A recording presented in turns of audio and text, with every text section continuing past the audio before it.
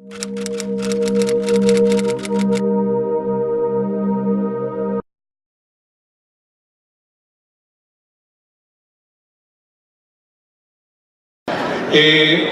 we have several questions for you, Mr. President, and I want to start with one that you can spend the whole time with that question. But Israel has 65 years of history. It's a long history, and you have been part of that history. If you had to choose the greatest success of the state of Israel, which one would you choose? Just one, Mr. President. I know it's difficult to choose one. Having nothing, becoming an excellent startup nation in the entire world. It's an unbelievable achievement in 65 years. Now, let me ask you, what has been the greatest failure of the state of Israel? That they don't have peace. That's it? Don't have full peace. They have partial peace. And we want to make complete peace, because then I believe Israel can become a really unbelievable country, a model for other people, for ourselves. As we say, a light unto nations. Today in Hanukkah, this is our greatest hope, to become a light unto nations by having peace with all our neighbors, becoming a contributing people, and I do believe we shall achieve it. Now let me ask you, Mr. President, I guess you saw this documentary, The Gatekeepers. Did you watch the movie, Gatekeepers? It's an interview with the Shimon chiefs, and it was a very successful documentary movie. And one of the chiefs, former chiefs of Shimon, he says, in order to resolve, to have peace in Israel, we have to talk with everyone, with every of our enemies, even with Ahmadinejad. Would you agree with this vision that Israel has to talk with everyone? Well, if I have to start, I will start with Ahmadinejad. Let him enjoy the freedom he has at home. And I don't think that he is a future, he is a past. And I don't think you have to believe people that have a past without having a future. So leave me alone. There are other candidates, young and better, and we should make peace with them. But would you speak to everyone? Where did you draw the line? I will speak to everyone that speaks to me back. But if somebody doesn't answer, I wouldn't speak to him. I don't speak to Yvonne, for example, because Yvonne doesn't answer. But whoever is ready to answer and have a talk, yes, why not? Because in the history of Israel, there were people who they didn't want to speak with Israel. They didn't recognize the state of Israel, and suddenly they were willing to speak with Israel. They will change. Yeah. They don't have a choice. Look, the world today is a different world. I mean, it's a united world, it's a global world. And like Mexico itself, differences today is not a sin. To be different doesn't justify to make wars. And I believe that the future world will be done by one division. Every person will be either a guest or a host, but not an enemy or a terrorist. So I believe we are in a transitional period. And I believe the future world, which is now beginning, will be based on goodwill, not on power. I think the achievements of the people will be done by really talking to each other, trying to help each other. I do not see any reason why should you be an enemy to anybody. You know, even the great United States, I believe, became great by giving, not by taking. Yeah. And Israel is going into a situation we shall stop taking and we shall begin giving. We are on our way. Good.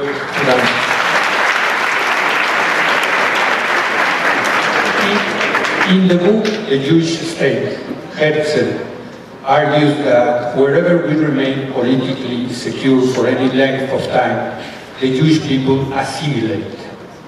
In this sense, Herzl says that without anti-Semitism, the two solutions for Jews are either assimilation in the diaspora or Judaism in the Jewish state.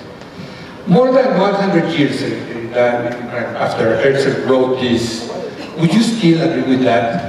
In the long term, for the Jewish people, is either assimilation or Israel? Well, first of all, let me correct you a little bit. There are non-Jewish people who are becoming Jewish as well. It's not just that the Jewish are assimilating, there are people who are becoming Jewish too. But first of all, when I look at your community, I'm very proud about the Jewish community in Mexico. You're a wonderful community. If I would have to decide or to define who is today a Jew, my answer would be a Jew is a person that tries to keep his children to remain Jewish. Now, I'm asking myself, why are people assimilating? Because they think there are better places than Israel. I think the task of Israel is to make itself such an attractive country that nobody will assimilate. I mean, we have to, Israel was born out of difficulties and tragedies.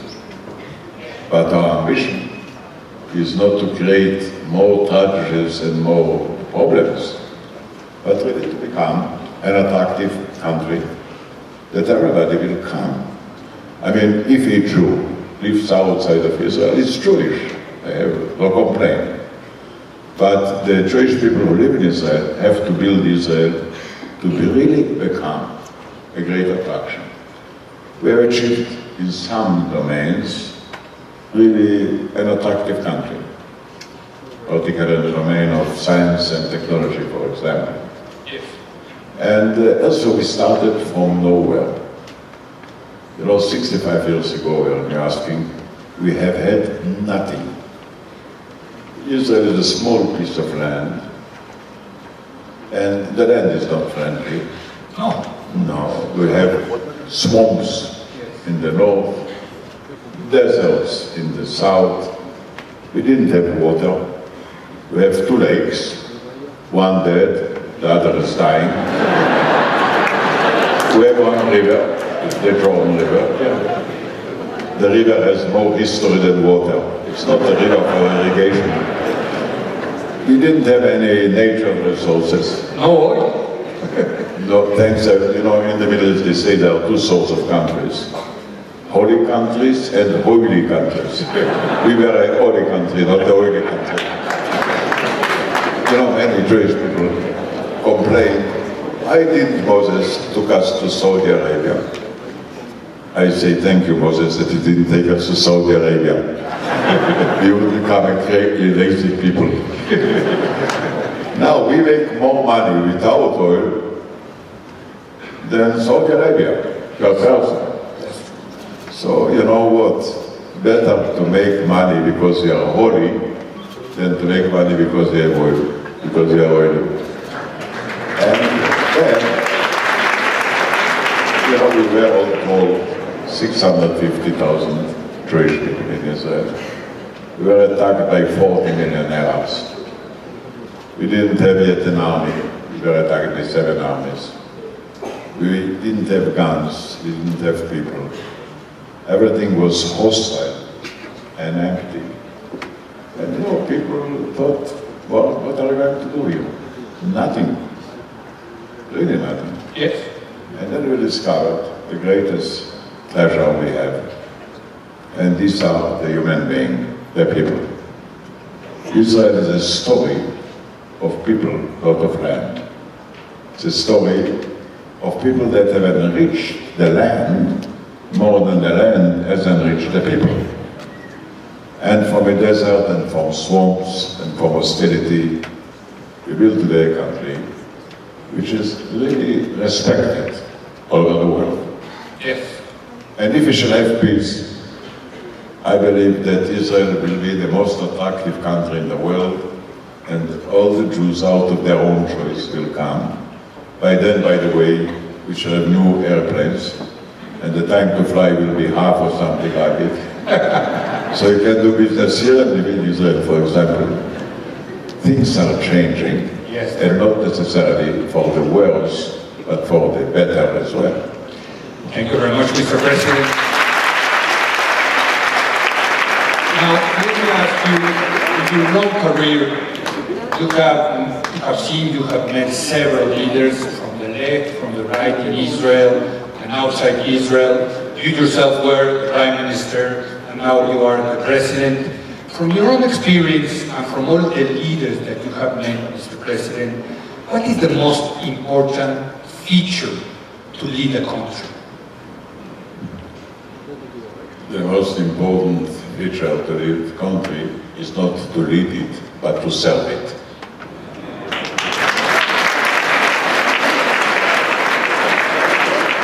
Not to be a ruler of your people, but to be a servant of them. None of us was born to lead or to rule. But each of us can really be a great man if he will serve something which is greater than himself. And I would recommend to a young man that wants to be a leader, go and serve. Don't try to rule. Nowadays, people don't need really leaders. They're equipped with smartphones, with knowledge. And the leaders cannot answer all the problems anyway. Economy is global, not national, so it affects every country, not being affected by terror. It has to spread all over the world. Can the leader answer it? No. People can answer it. So try to pave a way for everybody to be able to serve more, to serve better, to be a better human being. I know it sounds a little bit like messianic. I don't think so. I was, as you said, Prime Minister and President, but I was for 60 years in the administration of my land. Yes. And I asked myself on what did I spend most of my time? And the answer is to handle frictions. People were all the time warning, Yes. Maybe Jewish people because- especially. Yes. Then I became president, so I don't have a government, I don't have an administration, but I don't need it either. Because the very same people who at the beginning would oppose every order, today if you ask them to volunteer, they do it for nothing. In a way, a president that appeals to the people, not as a leader, but as their servant, they have the people with him. Because they think you didn't come that the people will serve you. You came to serve the people. Now about the Jewish people, as you've said, It's difficult. we are quarreling. And many non-Jewish people ask me, what is the greatest contribution of the Jewish people to the rest of the world? My answer is dissatisfaction. A good Jew cannot be satisfied.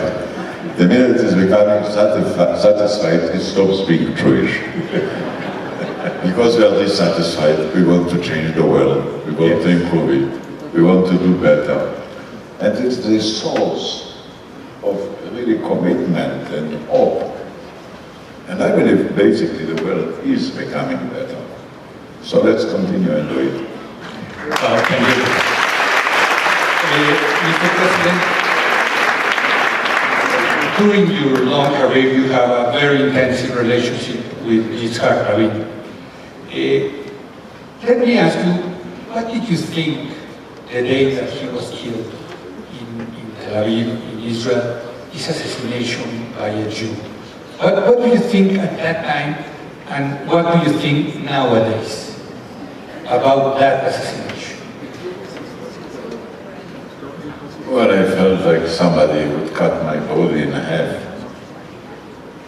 and half of it after the son was killed and assassinated. So, one person is less than one. Two persons are more than two. When you work together, you're better, you're stronger. And we serve together for many good use. We have our different views, which is natural. But I don't think we have had a private fight. There were differences how to handle this and how to handle that, but we always achieved an agreement, I believe, for the good of the country. Now, this evening was a terrible evening. You know, we decided about this government gathering of the people, and Achar was skeptical if people will come at all, because there was already great criticism about our peace agreement. That's right. Then when we came to the square of Tel Aviv, there was an unbelievable large crowd, many young people. And they started to sing and call Rabin, Rabin. Some of them with their dress, there was a small pond near the municipality, jumped with their dress there. I knew Rabin for a long time. I never saw him a more happier person than that night. I never saw him singing that night his song. The both of us were not great singers, but occasionally called us to sing. He was the man that embraces. That evening he embraced me every 5 minutes. I never saw him so happy. You know, we're supposed to go up together to the stage and go down together. But then our intelligence told us that there may be an attempt on our lives, not by Jews, by us. So we decided that each of us will go down in a separate way. The last moment I asked Achar, did you say hello to the people that organized it? Oh, he says, my God, I forgot. So I went back to thank them. And he says, I know you're going to Jerusalem and Tel Aviv, don't wait for me. I went down, maybe 50 steps or something like it, and then I heard 3 shots. The driver of Achar was very near me. He says, what happened? He says, I don't know. And before I had a chance, security people took me out and drove me away. And that's what happened. They didn't know, they wouldn't let me say a word, hear a word. And only when I arrived nearby their headquarters, they told me that Achar was shut down. We didn't know yet if he was alive or not. So he says, go straight to the hospital. They say, no, we won't. He says, if you will not take me, I'm going by leg. So I took there, I came in. Still we didn't know what's happening. Then the head of the hospital came to me and says, Shimon is dead. His wife Leah was nearby. So the two of us entered the room. Achar the body was covered, but the face was smiling, as though for the first time in his life, he tastes what does it mean not to be engaged, to be free. Leah kissed him, I kissed him, and we were both broken people. When we went out from the room, the square was already covered with young people, candles in their hands, and the whole nation, like one, started to cry. I shall never forget that day. And clearly, after his assassination, the Jewish world, but not only the Jewish world, from all other places, if we can, to bless his memory, to appreciate his life, to thank him for his contribution. Arabs and non-Arabs, practically all heads of states came in. Most of the presidents of the United States, really everybody. And you know, when he was killed only then, we understood fully the meaning of such an outstanding person like him. Honest, straightforward, trying to serve his nation in war when there was war, and otherwise in peace, because he thought, like I do, that peace is our number one desire.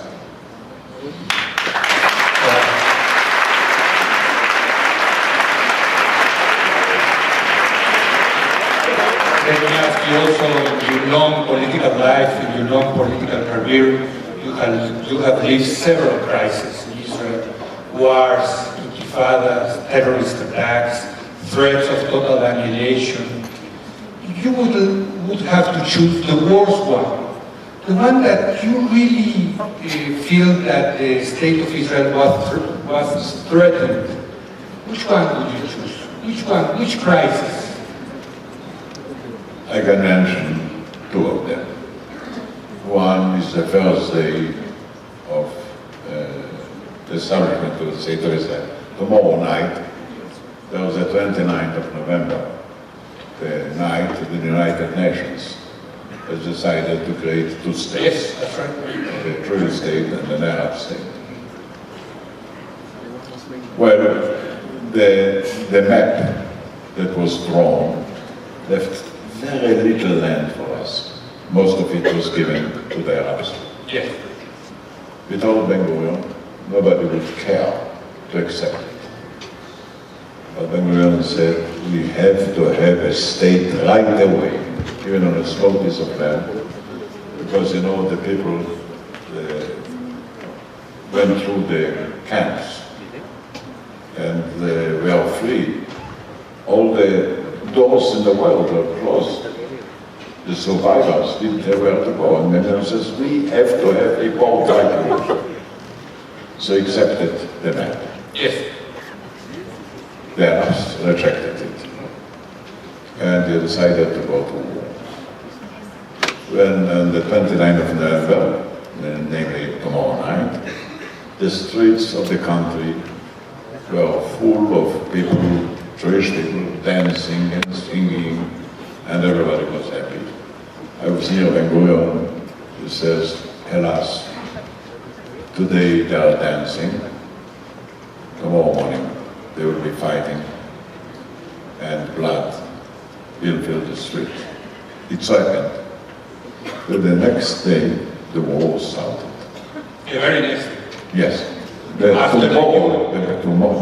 next day, after the 29th, yeah. The first 6 victims were killed by Arabs in Petah Tikva, which is a central place in Israel.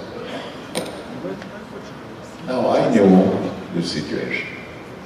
We didn't have enough arms to defend ourselves. Yes. And the very same nations that voted for us put it an embargo upon us. They didn't give us rifles to defend ourselves. You know, I want to tell you this small story. Ben-Gurion mobilized me from my kibbutz. I was a member of the kibbutz. I was 24 years old. And he says, you come to work with me. I came to work with him. There was a balagan in the headquarters. We didn't have yet an army. It was a year before the war. We still were an underground organization. Yeah. I came to the headquarters. Nobody knew what I'm doing, where I'm going to sit. The secretary of the Haganah was a good friend of mine. I'm asking him where I'm sitting, what I'm doing. He says, well, I don't know. Finally came to me and he says, you know, the chief of staff is sick. Why wouldn't you sit at his desk? He says, okay. I took his desk, I opened up, and there were 2 envelopes in the desk without any address. I opened one. I thought, I have to do something. And I read the letter that was in the envelope. The letter was from a general that Ben-Gurion suggested to him to become the chief of staff of our army. He sent it to Ben-Gurion, and he says, thank you for your trust, for your nomination. But I am a serious man. I went to see what we are having in our stock.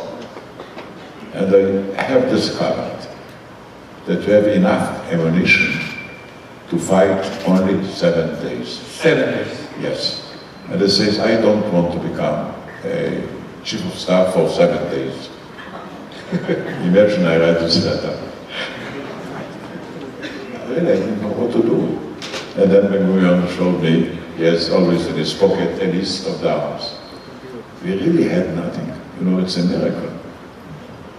This day for me was the worst day in my life. I saw our people are going to fight. We are small people, only 650,000. Many of them were new immigrants. They didn't have any chance to be sunted.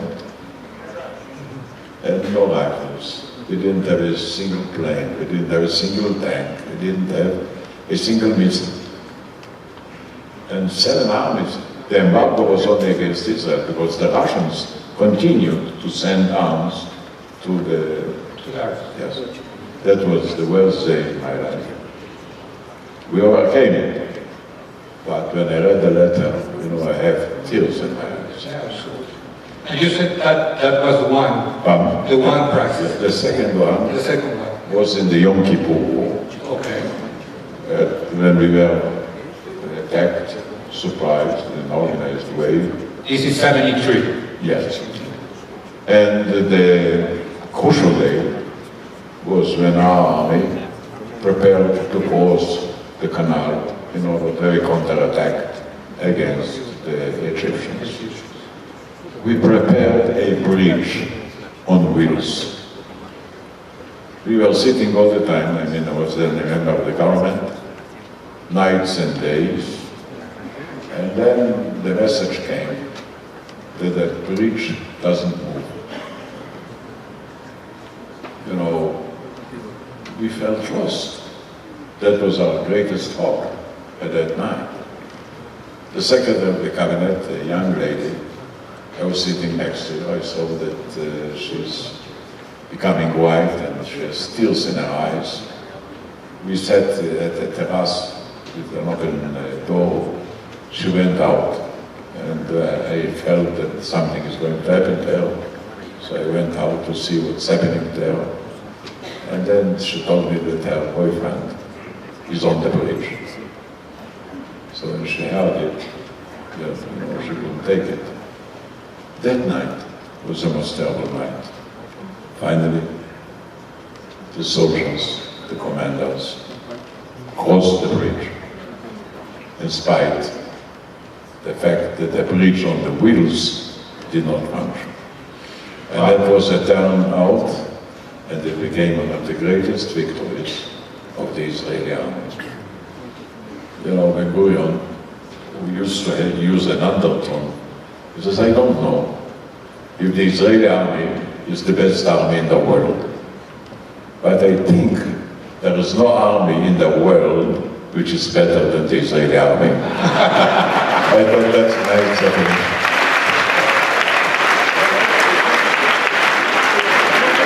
Now, let me ask you, Mr. President, the threats to Israel they have changed during the history, and now there is a threat of Iran. And now we have read that there is this new plan that was signed by the United States and Iran on its nuclear program. What do you think about that? You know, it's a great danger to Israel, undoubtedly, but different from any other dangers. Because all the dangers we went through were aimed only against Israel. Iran is a danger to the whole world. The whole world, including the United States, the Europeans, even the Russians, even the Chinese, feel that if Iran will become nuclear, it will be a dangerous place with dangerous weapons and a dangerous threat. I know President Obama quite well. Yes. I trust his words. He says, I shall not permit Iran to go nuclear. I prefer to do it by non-military way, but all the options are on the table. So he organized a coalition. He introduced a very tough economic sanctions that have had an effect. And they say, let's start with a trial, an interim, for 6 months. Yes. And we shall see if the Iranians are telling the truth or are really ready to change the character of their government. And he says, if it won't be done, I shall do otherwise. In that case, Israel shouldn't monopolize the Iranian danger. We are part of their alliance, but not alone. So Israel must be able to defend themselves, undoubtedly, and Israel is able to defend herself.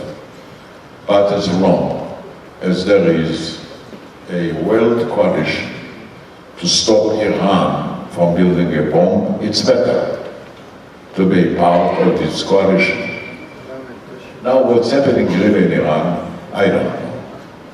Is it just a camouflage of rhetorics? Yeah. Or is it a deep change? You know what, I'm not sure that the leaders know. Because today the young generation all over the world is revolting.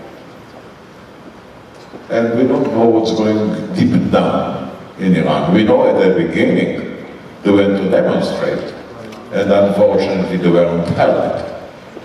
But they remain there. And I believe a young Iranian would like to be free like anybody else and have food and jobs. But anyway, the government is strong and we shall have to watch by results, not by estimation. So let's see what's going to happen in those 6 months. We are lucky to have such a friendly relations with the United States of America. As I told you, I believe that President Obama is serious, and I would go to see what will happen. The purpose did not change, namely to prevent Iran from becoming a nuclear power. But the means can be varied and tested, and only we can judge upon the report. We can judge when we shall see the results. Thank you very much, Mr. President. Let me change a little bit the subject. Last time that I was in Israel, there was this crisis with the Oalim, with the camping. Young people were camping and were in the streets saying that they want cheap housing, that they want several things from the state. What's going on in Israel nowadays? I mean, what do you see? What's the internal challenge for Israel with the young people in the streets demanding? A difficult period of time for them. They cannot have their children. Now we have to do it. We have to give a priority to them, to their education, to their jobs, to their well-being. They are the future. And the youngsters themselves, when the parents are telling them about their past, their achievements, they say, Mother and Father, you were really nice. You gave us birth. But don't talk so much about your past. What sort of a world did you leave to us? Full of wars, of hatred, of suspicion. We want another world. So let them do it. And if they demonstrate, let them demonstrate, even stronger and better. They don't use force. They behave very nicely. So they express their needs, and that's in my eyes, it's totally common. I just have one more question. They are telling me that we have to end up this conversation, but let me ask you, you were always a politician from the left. What is left of the left? Not only in Israel, but in the world. What is to be a leftist politician nowadays? You know, socialism is a great idea. I don't believe socialists are a great group of people. I know capitalism is a great idea. I'm not good with the capitalists. Also really rich in all domains. And now we don't have left, we don't have right. We have either in new age or in old age. The distinction is not by ideology, but between living on science and technology or living on land. You know, I had a discussion with Putin. I told him we tried to introduce communism, to force it. Then when Stalin arrested and killed so many Russian people, and communism failed. Now take a young boy by the name of Zuckermann, who created the Facebook. He also introduced the revolution. He didn't have a party, he didn't have an army, he didn't have an ideology, he didn't kill anybody, he didn't arrest anybody. I'm not sure that he read Karl Marx. I'm sure that Karl Marx never focused. And look, a single boy with an initiative, with an idea, introduced an unbelievable revolution.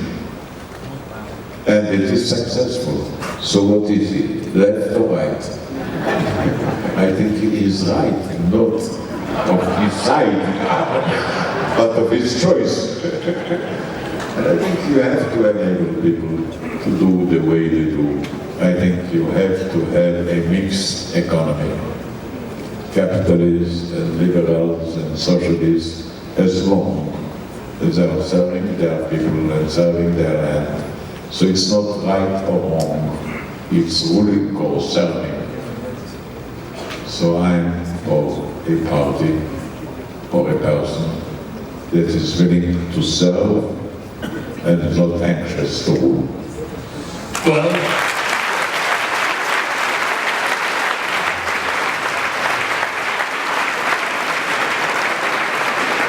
Mr. President, it has been an honor to have this conversation with you. We here in Mexico, we really love you, we really appreciate your work, and we really thank you for this opportunity to know a lot better Shimon Peres. Thank you very much. Let me say that.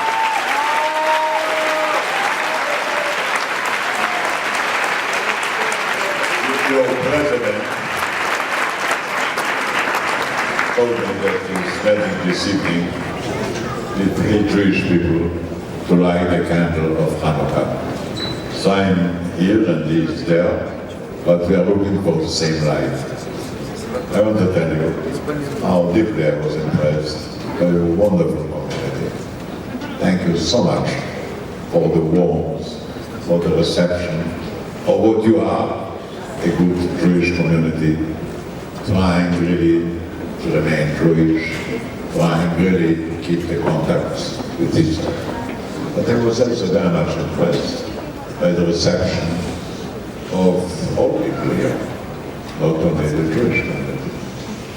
I mean, I really couldn't believe that we will have such a friendly receptions of whole Mexico. Yes. By the press, by the television, by the people. By the President? President Biden? Oh yes, the local press. It was outstanding. And I heard something which is very strange to my ears. The Jewish people like Mexico. The American people like the Jewish people. That's a very unusual experience. And they're happy to live together, to work together, and each of them keeping his own identity. So for me, it was a great experience, and I'm so glad that I came here, I saw you. It's a very impressive Israeli delegation. 80 of the top entrepreneurs and managers came here. They met the counterpart of Merkel Life, and the meeting was excellent. So for me to say Hanerot Halalu is a real sentiment of right. Thank you. Thank you very much. Thank you very much.